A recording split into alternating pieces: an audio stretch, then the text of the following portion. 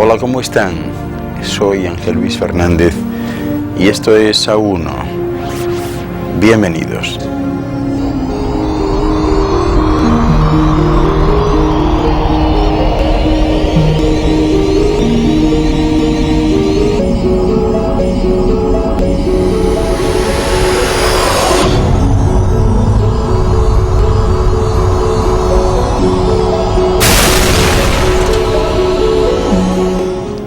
A1 es un programa de investigación y de búsqueda de la verdad perdida, de desvelar misterios y enigmas, de descubrir los secretos y recuerdos del futuro.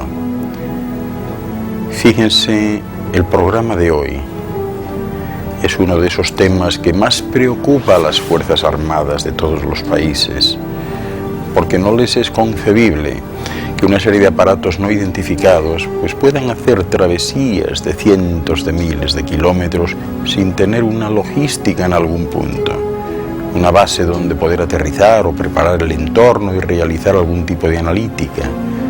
Pues bien, de ello les hablaré hoy, de las moradas interiores, esas ciudades subterráneas donde moran los descendientes de los padres creadores.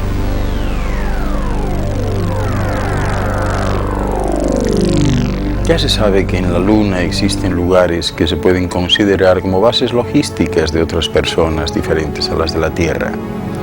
Hay un testimonio muy interesante sobre esto ocurrido durante la misión del Apolo 11, una de esas misiones Apolo que se posó en la superficie lunar y que está disponible, en verdad, en los archivos que guardan los servicios secretos de los Estados Unidos, y en los que queda claro que aparecen 5 bases o lugares de estacionamiento que son completamente diferentes y que están situados en la Luna.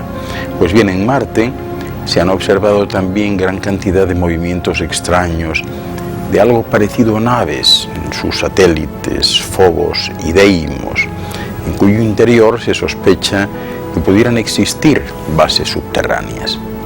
Ahora bien, fíjense, esta teoría no es nueva en absoluto, porque ya en 1959 el científico soviético I.S. Shklovsky anunció que Phobos parecía un satélite artificial y basaba su conclusión en los cálculos efectuados en aquel momento, porque según él, y posteriormente confirmado por otros análisis, ¿verdad?, se extrajo la teoría de que Phobos, al estar siendo frenado por el rozamiento electromagnético y la fricción de la atmósfera, mucho más de lo presumible para una luna sólida, debía ser un satélite artificial. Para este científico, la explicación era que Phobos, en realidad, era una esfera hueca, una enorme astronave esférica, creada para albergar una colonia que tuviera que escapar de Marte en el caso de que el planeta perdiese su atmósfera. Hoy por hoy, Phobos desconcierta a los científicos porque cada vez se parece más a una esfera. No lo era antes tenía la forma de patata, ¿no? Y por una serie de destellos azules que aparecen en su superficie y que han cambiado la fisonomía de esa misma superficie. Pues bien, tanto los analistas rusos como los norteamericanos contemplan la posibilidad de que dentro de Phobos vivan seres en una especie de base de seguimiento e información sobre la Tierra. La NASA ha creado programas para estudiar esa órbita, porque este satélite gira alrededor de Marte más deprisa de lo que el planeta gira alrededor de su propio eje. Y eso no puede tener origen natural, debe ser artificial, dicen ellos. También se han detectado en Venus movimientos de estructuras no terrestres. En este planeta se sospecha que haya gran cantidad de bases de dichas estructuras, aunque presumiblemente de una dimensión más alta, ¿verdad? Por lo menos así lo creen los servicios de información militar de los Estados Unidos y de la Federación Rusa. Venus tiene una gran ventaja con respecto a Marte o a la Luna, y es que se encuentra cubierto permanentemente por una capa nubosa de gran densidad, una capa que impide observar su superficie. Y no obstante, todo parece apuntar a que Venus es un planeta cuya vida existe en tercera dimensión, pero también en la cuarta. Su vida más evolucionada parece estar en la cuarta, y por esta razón las ondas que se envían a Venus no perciben del todo esa existencia vital en la tercera dimensión. También existen datos filtrados de las Fuerzas Aéreas de los Estados Unidos sobre la aparición en 1953 de 2 satélites o estaciones artificiales en la órbita terrestre que son de origen desconocido. Uno estaría sobre la vertical de Mayagüez, en Puerto Rico, entre Mayagüez e Higüey, en esa vertical, a unos 500 kilómetros de altura. El otro estaría en el Golfo Pérsico. Estos satélites giran alrededor de la Tierra a una velocidad de 29.000 kilómetros hora y a una altitud, como les decía, entre los 500 y los 1.000 kilómetros. Su tamaño es considerable. Pues bien, los jefes del Departamento de Defensa, ante la alarma surgida, crearon un proyecto de emergencia para la destrucción de satélites no identificados en White Sands, Nuevo México, Estados Unidos. Y a cambio se inventaron un proyecto que hicieron público, afirmando que habían aparecido satélites naturales, seguramente meteoritos, que habían entrado en la órbita terrestre. ¿Pero creen ustedes que pueden existir bases de ovnis en la Tierra? Muchas personas aseguran haber visto objetos saliendo del mar mientras paseaban por la costa, otros los han visto entrar en el mar. Existen numerosos testimonios de pescadores que han presenciado atónitos cómo grandes objetos luminosos emergían de repente de las aguas en mitad de la noche, provocando fuertes oleajes que en ocasiones estuvieron a punto de volcar sus barcos. También es habitual, en el Caribe, por ejemplo, asistir a un espectáculo maravilloso casi todas las noches de relámpagos sin truenos. Y hay muchas personas que especulan con que dichos relámpagos pues no son más que la materialización y desmaterialización de estas unidades voladoras que llaman aquí ovnis. Fíjense, durante la realización en 1968 de unas pruebas con submarinos de la OTAN en el Atlántico, fueron detectadas varias naves posadas sobre suelo marino a gran profundidad. Se notaba su luminosidad. También se detectaron bases de ovnis frente a las costas argentinas, especialmente en el Golfo de San Matías, según declaraciones de miembros del Ministerio Argentino de Marina. Y en España han aparecido numerosos testigos que afirman haber visto entrar y salir ovnis a pocos kilómetros de las costas de Algeciras. Las costas canarias se consideran también zona caliente de muchos avistamientos marinos. Del mismo modo, algo parecido a una base fue detectada en 1962 en la colonia portuguesa de Mozambique. Y fíjense qué curioso, rápidamente las fuerzas aéreas portuguesas pusieron en acción sus escasos medios e hicieron batidas por la zona. Muchos pilotos murieron al pretender interceptar a los ovnis. Otros fueron abatidos por las fuerzas guerrilleras de Frélimo. Los portugueses contaron aquí con la ayuda de las fuerzas aéreas de Rodesia y de Sudáfrica, que habían detectado la misma situación. E inmediatamente las fuerzas de la OTAN se pusieron en acción por ser Portugal un miembro de esa organización, y todo ello provocó una pugna entre Portugal y Frélimo por la captura de ovnis. Respecto al Triángulo de las Bermudas, que conocen muy bien todos ustedes, bueno, pues es un tema que no se suele tratar con demasiada frecuencia, pero no por ello resulta menos interesante. Y es que la existencia de bases extraterrestres en el planeta Tierra ha sido objeto de investigación durante décadas, e incluso algunos se han atrevido a señalar dónde supuestamente se pudieran encontrar ubicadas. Es cierto que no hay pruebas contundentes que hayan visto la luz, Quizás por eso se tiende a tomar a la ligera su verdadera existencia. Tal vez hay que afirmar que igual de ingenuo pues es pensar que los habitantes de esta esfera están solos, pues del mismo modo sería ingenuo pensar que si vienen extraterrestres, entre comillas, a este planeta, pues no dispongan de lugares donde cuenten con una cierta logística para viajes tan largos. Tal vez bases que les sirvan para ocultarse, para estudiar, o incluso, quién sabe, como estacionamiento en esas visitas que hacen. Pero no se muevan, que enseguida regreso y les voy a seguir hablando de estas moradas interiores que resultan muy interesantes. Hasta ahora.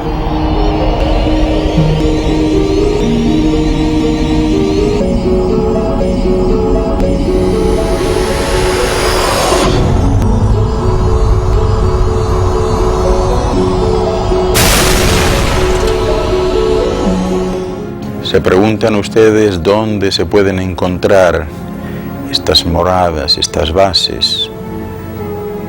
Bueno, tal vez en el fondo del Atlántico, frente a las costas argentinas, en México, Puerto Rico. ¿Qué creen ustedes?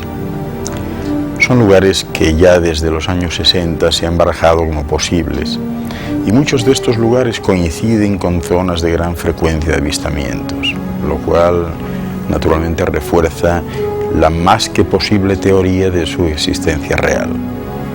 Hay zonas que son especialmente conocidas, como en Perú o en Zimbabue o en el monte Hayes de Alaska, en la torre de Alice Springs en Australia, en Groenlandia, qué sé yo, en la Patagonia, en el desierto de Gobi, Mongolia, o en el famoso Triángulo de las Bermudas al que me refería antes, ¿verdad?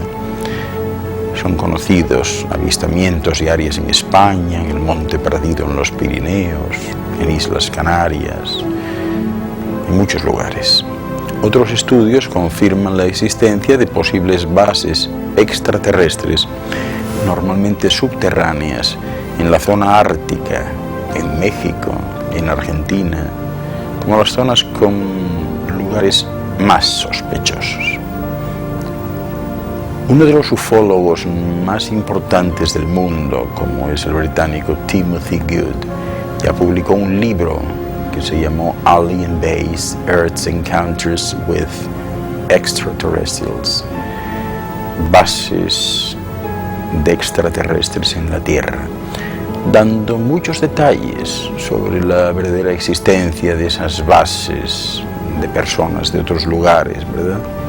Pues bien, una investigación basada en una larga experiencia en el fenómeno OVNI, que le ha llevado a ser consultado por las autoridades soviéticas y también por el Pentágono y autoridades europeas, pues ha sido lo suficientemente importante como para que le nombrasen consultor en varios congresos de investigación en los Estados Unidos. Y fíjense, recientemente una serie de ufólogos y científicos de todo el mundo han concentrado su mirada en este recóndito lugar, ya que se ha descubierto en las riberas del río Viljui una serie de cúpulas y bases subterráneas. Bien, los investigadores creen que estas instalaciones secretas han sido utilizadas durante varios siglos por visitantes de otros planetas, de modo que estas supuestas bases extraterrestres, pues según comentan, son de gran tamaño e incluso cuentan con muchas estancias en esas cúpulas tan impresionantes. En las inmediaciones de estas instalaciones se han descubierto círculos subacuáticos y también se especula con que los mismos pudieran servir de referencia para ayudar a localizar a todos los visitantes esas bases especiales. Desde luego, para muchos se trata de un tema preocupante. El caso misterioso de las construcciones subterráneas en los Estados Unidos y Puerto Rico es un tema que tiene preocupados a todos los investigadores de la temática OVNI. Son muchas las personas en el mundo que ciertamente no le dan importancia a este tema, ¿no? Que no es demasiado conocido. No hay pruebas fehacientes de su existencia, ni fotografías claras, ¿verdad? Aunque sí filmaciones no comprobadas, cuya procedencia es completamente desconocida. Que se sepa, no existe acceso a estas instalaciones. Incluso la mayoría ni figuran en los mapas. Testimonios confiables como el de los abducidos, o militares, o trabajadores civiles y científicos, bueno, pues siempre están a la orden del día. Según ellos, estos testigos, principalmente los científicos, han estado trabajando junto a esos que llaman los grises o androides biológicos en las construcciones de algunas de esas bases subterráneas oficialmente inexistentes. Claro, la situación estalla cuando algunos abducidos acuden a psicólogos para ser tratados a través de terapias regresivas por haber sido manipulados en el interior de estas bases subterráneas. El testimonio de los abducidos ha llegado a muchas organizaciones importantes de estos estudios de los ovnis, como son el MUFON, la Búfora y UFOs Investigation Center of Puerto Rico, y nombres como Paul Bennewitz, ingeniero electrónico, científico y empresario, el coronel Wolf de la Fuerza Aérea de los Estados Unidos, Philip Schneider, agente de la CIA, e ingeniero geólogo, y muchos otros individuos siempre relacionados con lugares como Groom Lake, el Área 51, con Archuleta, Sandía, Dulce, Nuevo México, de todo el área del desierto de Nevada, Roosevelt, Rhodes, en Puerto Rico, la isla de Vieques y el Tuque en Ponce, ¿verdad? En Puerto Rico también. Son las personas y situaciones que le entregan el tema de los underground facilities su debido certificado de credibilidad. Pero lo más curioso de estos lugares es su conexión subterránea con otros lugares, no solo en el continente en el que están, sino en otros continentes. Es decir, no solo en el continente americano, sino además en México, Perú, la Antártida, Argentina, Brasil y Puerto Rico. Además de los nombres de compañías y de complejos industriales como Walking Hut, Bell, la Rand Corporation, Lockheed Martin, ITT, IBM, Babcock, Wilcox, etcétera, etcétera. Permítanme hablarles sobre un caso singular, que es el caso de Puerto Rico. Este país centroamericano está en uno de los vórtices del conocido Triángulo de las Bermudas, donde existe un vórtice energético que tiene que ver con la malla, la matriz sustentadora de las energías que fluyen en esta esfera, y que ya saben que está compuesta por la integración de dos poliedros regulares, un dodecaedro y un icosaedro. Pues bien, allí en Arecibo se encuentra el mayor radiotelescopio del mundo para la búsqueda de vida extraterrestre, y también un dirigible que existe en la zona de Lajas, del que nadie conoce su utilidad, ¿verdad?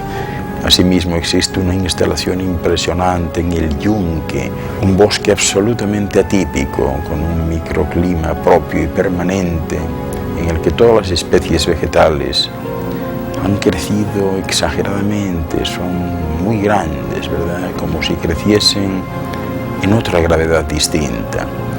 Y también hay sendas instalaciones dentro del Yunque, instalaciones que parecen holográficas, áreas en las que uno se puede perder, ¿verdad? Son instalaciones de las que muchos testigos certifican que trabajan cientos de miles de personas muy dentro de la Tierra. Se entra por el Yunque y todos los años se pierde gente allí, que manifiesta que ha estado perdida unos pocos minutos, mientras que en el tiempo de aquí han estado perdidos, a veces semanas. Hay instalaciones en el Tuque, en Ponce, unas instalaciones que sugieren la existencia de algunas bases submarinas porque brillan por las noches. También existen allí unas pequeñas isletas, ¿verdad?, que cambian de situación constantemente. Son muy pequeñas, pero no siempre están en el mismo lugar. Todo eso sucede en Puerto Rico, que es una isla especial donde las apariciones de ovnis están a la orden del día y donde todo el mundo ha tenido experiencias en algún momento con ellos, ¿no? Permítanme hablarle ahora de las ciudades subterráneas de luz. Fíjense, desde tiempo inmemorial, los descendientes de los padres creadores de esta esfera se retiraron debajo de la superficie terrestre y aprovechando las grandes grutas existentes. Ya saben ustedes que estos planetas son parcialmente huecos y que se parecen a un queso de Gruyère, con innumerables cavidades, a veces el tamaño de naciones enteras y con una altura considerable, ¿verdad?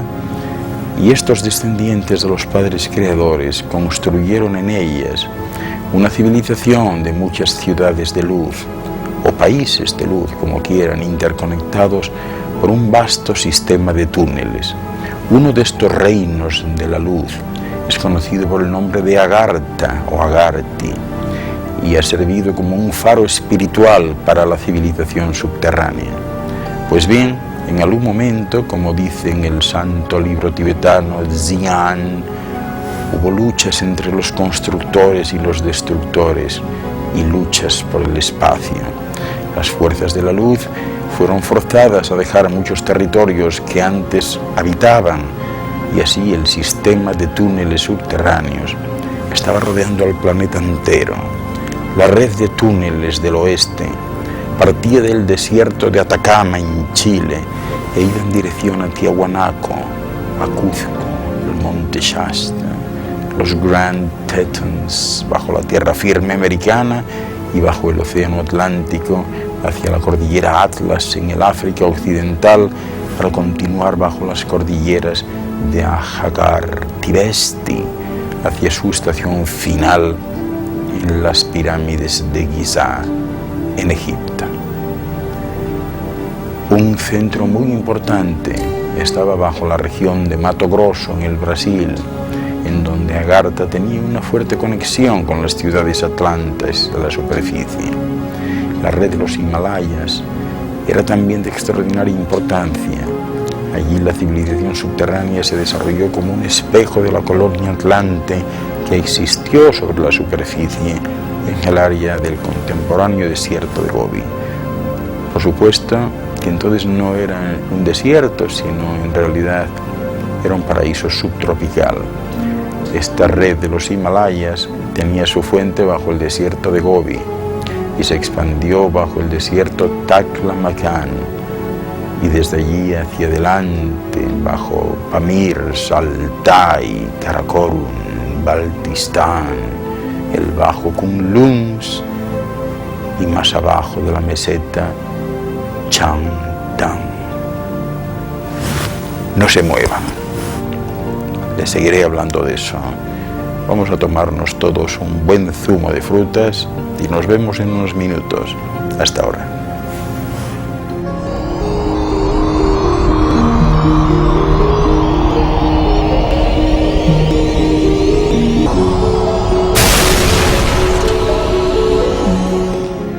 Tras el diluvio y la desaparición de Undal, que era la isla principal del archipiélago de la Atlántida, ciertos grupos avanzados de la superficie llegaron a instalarse en estas ciudades subterráneas para acelerar su progreso científico y tecnológico, terminando con la inutilización de la mayoría de aquellos viejos túneles subterráneos y restaurando antiguas máquinas atlantes en desuso.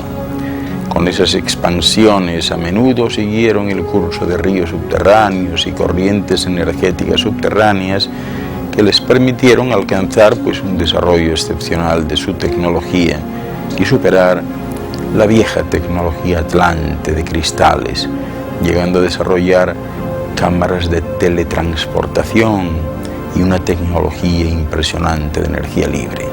Fíjense, llegaron a conectar sus ciudades subterráneas con una especie de trenes que usaban la propulsión magnetohidrodinámica, MHD, que entonces alcanzaba velocidades de hasta 3.000 millas por hora, y entraron en contacto con civilizaciones galácticas que frecuentaban esta esfera habitualmente. Bien, durante el tiempo de la antigua Grecia, ciertos colonizadores habían viajado a través del Atlántico a Brasil y a la costa oeste de los Estados Unidos, y allí hicieron contacto con Agartha. Ciertos presidentes americanos y presidentes de otros estados tuvieron contacto con los reyes de Agartha durante sus términos, y esta ciudad-país ejerció a menudo su influencia espiritual sobre la superficie, especialmente la red de los Himalayas en la región de la India y del Tíbet. Hace ahora más de 1000 años, los representantes de Agartha, cerca de Gilgit, en el Pakistán contemporáneo, dispersaron las enseñanzas tántricas a la superficie. De este modo, en el siglo XIX, llegaron a influenciar notablemente las enseñanzas de Elena Petrovna Blavatsky, quien tuvo contacto físico con ellos. Y así, en el comienzo del siglo XX, Agartha tenía más de 20 millones de habitantes. Después de la Segunda Guerra Mundial, esta ciudad-estado, Agartha, giró su atención hacia el despertar espiritual de Occidente y en ello ha continuado hasta el día de hoy. Hoy por hoy, existe en la superficie de la esfera un grupo de unos pocos miles de seres con una vibración espiritual muy alta, que está permanentemente manteniendo la pureza del legado de la luz desde los tiempos de la Atlántida. Los descendientes de los antiguos atlantes tienen sus residencias subterráneas en algunas localidades escogidas bajo los Himalayas, bajo el sur de California, bajo algunos de los atolones cerca de Tahití y bajo el lago Titicaca.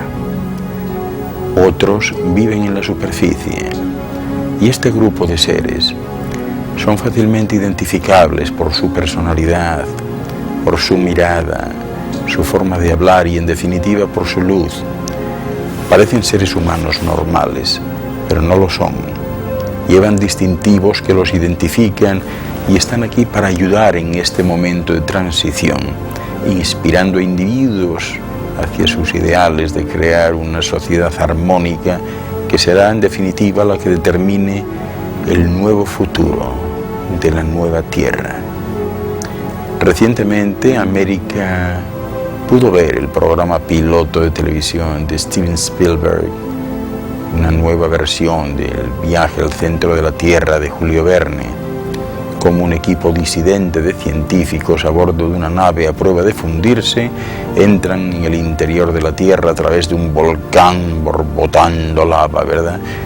Cuando las cosas se enfrían, se encuentran explorando un inmenso y soleado paisaje interior, un mundo mágico que invita a entrar con un amplio espacio para volar. Y así esta aventura, pues en realidad se parece al relato real de la vida de un navegante noruego llamado Olaf Jansen.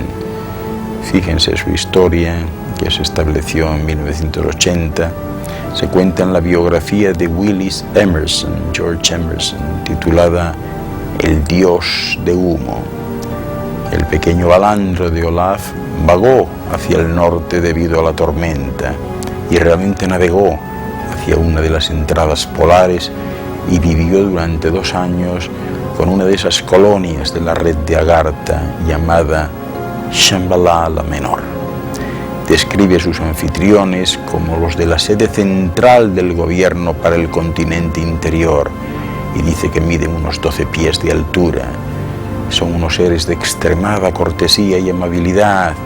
Cuando se ríen lo hacen de corazón, y cuando tenían que improvisar sillas para que su padre y él se sentasen, les producía un jolgorio impresionante, ¿no? Olaf habla de un sol interior, dice que era un sol humeante como una lámpara inmensa, y había un mundo allí, dice él, formado por 3/4 partes de tierra y una cuarta parte de agua. ¿Cómo es la red de Agartha?, se preguntarán ustedes. Piensen en Shambhala la Menor por un momento como un grupo de Naciones Unidas de unas 100 ciudades subterráneas que forman esa red de Agartha. En verdad es la sede de una especie de gobierno para el mundo interior, mientras que Shambhala la Menor es como un continente interior. Sus colonias satélites son ecosistemas cerrados más pequeños, localizados justo debajo de la corteza de la Tierra o discretamente dentro de las montañas.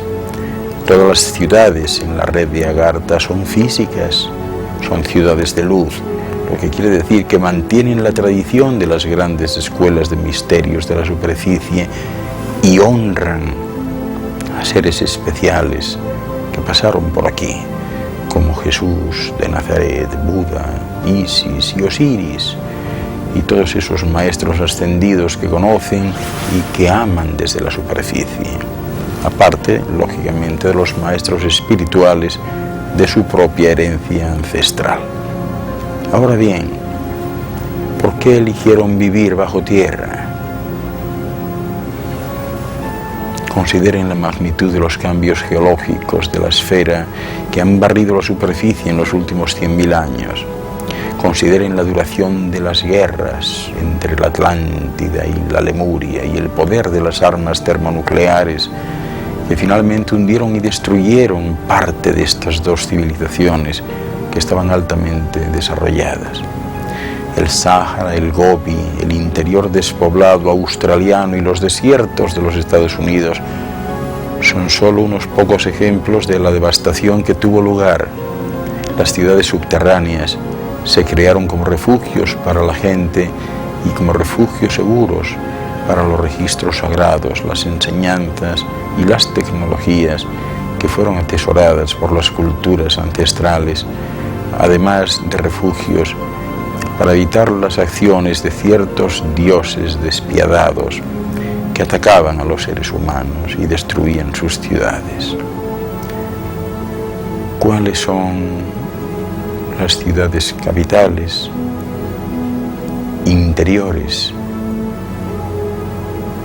Las moradas interiores. Les mencionaré algunas. Posid, un enclave en un principio de origen atlante, situado debajo de las llanuras de la región de Mato Grosso en Brasil. Tiene una población de 1.3 millones de habitantes.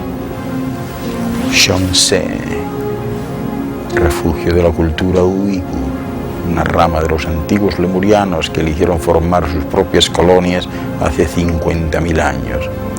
La entrada está resguardada por una lamasería en el Himalaya. Tiene una población de 3/4 de personas. Rama, un remanente de la ciudad de la superficie de Rama, India, situada cerca de Raipur. Sus habitantes son conocidos por sus clásicos rasgos hindúes. Tiene una población de 1 millón de personas. Xinhua, un remanente de la inmigración del norte de los uigures, situado en la frontera entre Mongolia y China, con una pequeña ciudad secundaria en Monte Lassen, en California. Monte Shasta y la ciudad de Telos. Su traducción significa comunicación con el espíritu. Ya les hablé de ella en un programa especial. Tiene una población de 1,5 millones de personas. ¿Se imaginan cómo han podido reunirse 1 millón de personas dentro del Monte Shasta? Pues así es. Y si dejan fluir su imaginación, ahí tienen a los vecinos japoneses que ya han hecho proyectos de ciudades subterráneas para resolver su problema del área de la superficie, de la masificación que tienen. El habitar ciudades subterráneas durante miles de años ha sido un vehículo natural para la evolución humana. En este momento se trata de estudiar un ecosistema bien pensado. Fíjense, voy a hablarles de las dimensiones de esta ciudad, conocida como Telos, bajo el monte Shasta, ¿verdad? Se encuentra bajo una cúpula y tiene aproximadamente 1,5 millas de ancho por 2 millas de profundidad. Hay muchas personas que viven allí, que entran y salen a diario, pero de eso les voy a hablar en el siguiente bloque. No se me vayan, que enseguida regreso y concluimos este programa tan especial de las moradas interiores. Hasta ahora.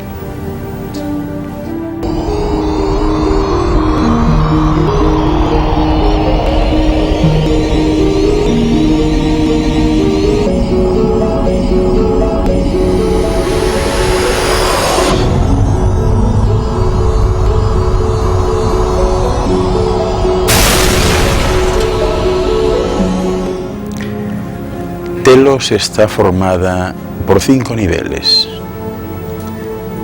El nivel 1 es el nivel superior, es el centro del comercio, o lo que pudiéramos llamar comercio, educación y administración.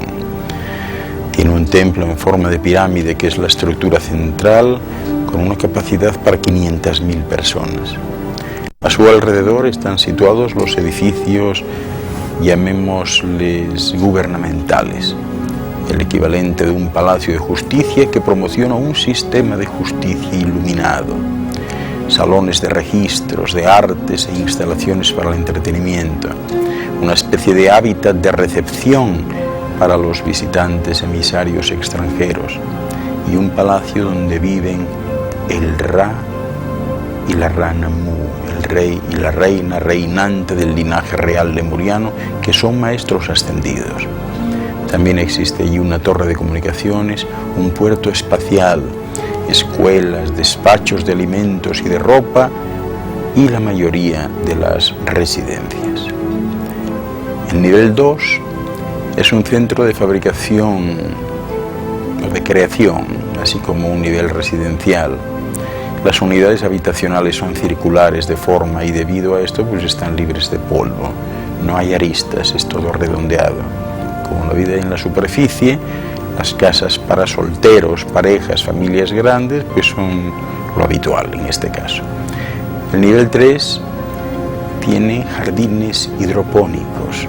La tecnología hidropónica está altamente avanzada, ¿verdad? Y da de comer a toda la ciudad, con excedentes para el comercio entre ciudades, o el intercambio, deberíamos decir.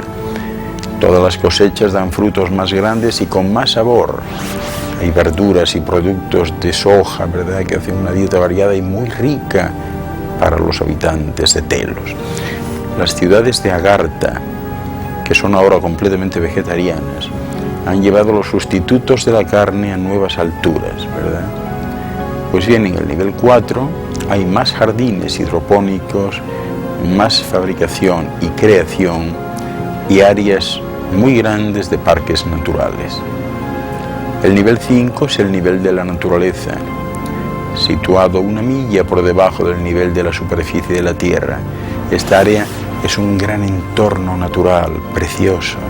Sirve de hábitat para una amplia variedad de animales, incluyendo muchos de los que se han extinguido en la superficie. Todas las especies han sido criadas en una atmósfera de no violencia, y aquellos que pudieran ser carnívoros en la superficie ahora disfrutan con esos filetes de soja y otros elementos parecidos y con la interacción humana. Aquí pueden juguetear en total abandono, ¿verdad?, y dejarse ir con un tigre de dientes de sable, ¿verdad? Junto con los otros niveles de plantas se produce desde luego el suficiente oxígeno para sostener esta biosfera. Si se preguntan por el idioma, les diré que mientras los dialectos varían de ciudad en ciudad, Solara Maru, traducido como el idioma solar, es el que utilizan habitualmente. Es un idioma que no tiene vibración, suena muy suave, así. Este es el lenguaje raíz de algunas lenguas sagradas de esta esfera, como fueron el sánscrito y el antiguo hebreo. El gobierno, bueno, pues hay un consejo de 12 personas, 6 hombres y 6 mujeres, junto con el Ra y la Rana Mu. que resuelven de forma colectiva los problemas y sirven como guías y guardianes de la gente. Siempre son los mayores de la colectividad, los de más edad. Las posiciones de realeza las tienen ellos dos, Ra y Ranamu, que son vistos como seres de gran responsabilidad en apoyo al plan divino del Dios universal. El sumo sacerdote, un maestro ascendido conocido como Adama, en recuerdo de un antiguo maestro de la 13ª dimensión, que por cierto se encuentra de regreso en la esfera y que es también un representante oficial. Sistemas informáticos, entre comillas. Bueno, pues el sistema de computadoras de Agartha está basado en aminoácidos y sirve para una gran variedad de funciones. Todas las ciudades subterráneas están unidas por esta red de información altamente espiritualizada. Se trata de un sistema que supervisa las comunicaciones entre ciudades y galaxias, ¿verdad? Mientras que simultáneamente sirve a las necesidades de los individuos en sus hogares. Por ejemplo, puede informar de las deficiencias de vitaminas o minerales de sus cuerpos, o cuando es necesario, transmiten información concerniente a los registros akáshicos para su crecimiento personal. Si piensan cómo se las ingenian con el dinero, les diré que no existe. Todas las necesidades básicas de todos los habitantes están plenamente cubiertas. Los que ustedes pudieran considerar como lujos simplemente se intercambian mediante un sistema de trueque muy sofisticado, por cierto. El transporte. Usan cintas transportadoras, una especie de plataformas, ¿verdad? Y de ascensores entre los distintos niveles, y también tienen como un tipo de trineo electromagnético que se asemejan a estos móviles para desplazarse en la nieve, ¿verdad?